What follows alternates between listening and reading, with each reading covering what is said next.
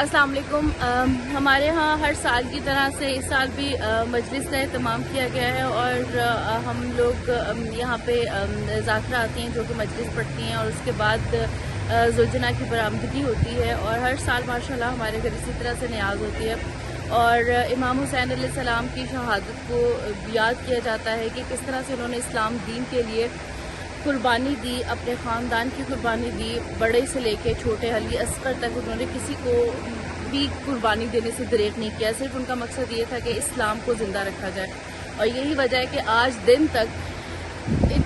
इतना अरसा गुजरने के बावजूद लोग बैठ के हज़रत इमाम हुसैन अलैहिस्सलाम की शहादत को याद करते हैं और इस तरह से मजालिस कराते हैं अपने घरों में और अपनी अकीदत दिखाते हैं कि हम लोगों को भी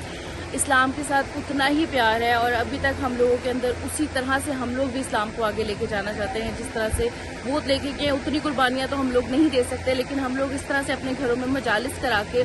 और इस तरह से जिक्र करके और क्या क्या वाक़या हुआ था, करबला में क्या क्या वाक़या हुआ था उसको बता के तो हम लोग अपनी थोड़ी सी उसमें कंट्रीब्यूशन करने की कोशिश करते हैं। और ये है कि उन्होंने हक़ पे अपने डटे रहे और अपने हक़ की बात पे डटे रहे कि जी इस्लाम को ज़िंदा रहना चाहिए और वही बात है कि अभी तक इस्लाम ज़िंदा है अल्हम्दुलिल्लाह।